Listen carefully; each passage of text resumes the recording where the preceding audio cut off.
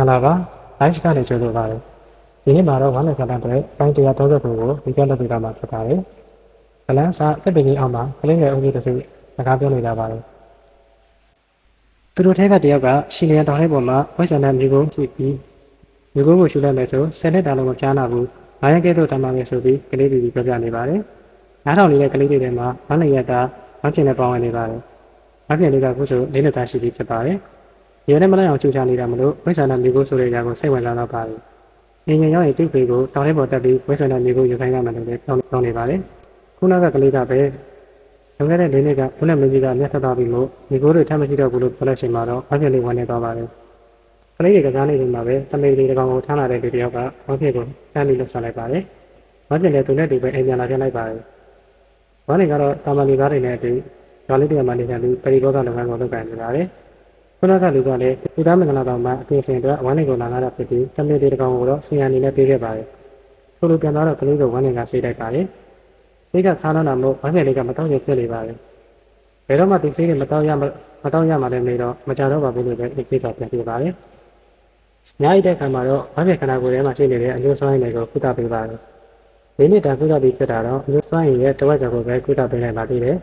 ။တော်ရရလေးကိုကြည့်ပြီးသူ့ငယ်ဘဝကိုဝမ်းနေလာနေပါတယ်။အဲအနှစ်တွေတုန်းကဒါဖိသဘောတန်တသမလုံးလုပ်ခဲ့မယ်ဆိုရင်ခုချိန်မှာသူ့ဘဝကဘယ်လိုဖြစ်နေမလဲဆိုပြီးလည်းတွေးနေပါတယ်။နောက်တစ်နေ့မနက်ပါတော့အကြီးကဲဆွေးရောက်လာပါတယ်။ဝမ်းနေရှာခိုင်းထားတဲ့ဝက်ဆန်နာဆက်တဲ့တတိတွေနဲ့တတိတွေရှိနေတဲ့မြေပုံကိုလာပေးတာဖြစ်ပါတယ်။တတိကအစိမ့်နဲ့သားရိုးတွေအပြင်ဝက်ဆန်နာကဝမ်းပြတ်မယ်ဆိုရင်တော့ချက်တရတော့လူလို့သွားနိုင်တဲ့အထိဆွမ်းအားကြီးပါတယ်။ဝမ်းနေကကျေးဇူးတင်လိုက်တယ်နဲ့အပိယူတက်ပဲမို့ကျေးဇူးတင်ကြမလို့ဘူးလို့ပြောပါတယ်။တတိကဆွင်းကသူတွေသွားတဲ့အခါသူ့ရဲ့ရိုးပြကိုမဟာမိတ်ကျေတရနဲ့နမိတ်တဲကနိုင်ရွက်ကျိုးကိုယူသွားပေးနေကြတာဖြစ်ပါတယ်။ဝမ်းနေကလည်းသဘောတူထားပါတယ်။ကျန်တဲ့မို့ဆယ်ရက်မှာပဲဝမ်းနေရောက်လာပြီးဘိုးဘိုးဆွင်းနဲ့ဆုံပါတယ်။ကလေးပြီးတူယူလာတဲ့အသီးတွေကိုဆက်ဆုပ်နေတာမို့အကြီးကဲကပဲလိုက်ထိန်နေရပါတယ်။ဝမ်းနေကတော့မြေပုံကိုပဲကြည့်နေပါတယ်။အခါပြောနေရင်အကြီးကဲဆွေရဲ့တက်တန်းကနောက်တော့15နှစ်ပဲရှိတော့တာသိထားတဲ့အခါမှာတော့သူနဲ့တူတင်ဖို့အတွက်အခန်းလေးတစ်ခုပေးလိုက်ပါတယ်။ဝမ်းနေကတော့အဖိုးတယောက်ရလို့ဝန်တာနေပါတယ်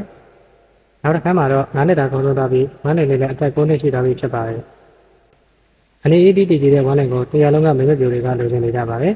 ။အောင်ပဲတော့တော်ကြီးကိုလည်းငားလာပါတယ်။အခုလည်းအဲ့ဒီတော်ကြီးကအယောင်နေတာမို့ဝမ်းနေလေးစိတ်တုန်နေပါတယ်။စကားပြောနေတော့ဝမ်းနေရောက်လာတာမို့တစ်ခါတည်းကပြောနေတဲ့စကားဝိုင်းကိုဝမ်းနေကပဲအဆုံးသတ်လိုက်ပါတယ်။ညနေညိုးသွားတဲ့ဝမ်းပြင်ကိုဘာမှရှောက်မတွေးဖို့ပြောရင်ပဲစိတ်တိုက်ပါတယ်။ဒီလိုနဲ့စောင်းတဲ့တစ်ခါကုန်လာကုန်ပြီဖြစ်ပါတယ်။အကြီးအကဲဆွင်းကဝမ်းပြင်ကိုတင်ကြမပေးဘူးလားလို့မေးပါတယ်။ဝမ်းလင်ရဲ့ကျင်းညာဆင်းသက်တာဆိုသူ့ရဲ့ကျင်းညာဆင်းတိုင်းကြောင်းကလည်းရှုံးမိတ်နေမှာဖြစ်ပါတယ်။ဒါပေမဲ့ဝမ်းလင်ကတော့သူ့သားကိုပြင်လို့လည်းပဲပေးထားတာ။တာမန်ဘဝလေးမှာပဲအေးချမ်းစွာဖြတ်သန်းသွားပေးခြင်းလို့ဖြစ်ပါတယ်။ဒီကိစ္စကိုလည်းနောက်ဘယ်တော့မှထပ်မပြောဖို့တတိပေးလိုက်ပါတယ်။ခေါင်းမာတဲ့အကြီးအကဲကတော့ဝမ်းလင်မသိအောင်သူကိုင်းအကြောင်းနဲ့သူကဝိဇ္ဇာနဲ့တရားဖြစ်ကြောင်းဝမ်းပြင်ကိုပြပါတယ်။ဝိဇ္ဇာနဲ့တွေကကောင်းကင်ကိုဆန့်ကျင်နိုင်တယ်လောကမရှိတက်တန်းရှိကြတယ်ဆိုပြီးဝမ်းပြင်ကိုယူဆပါတယ်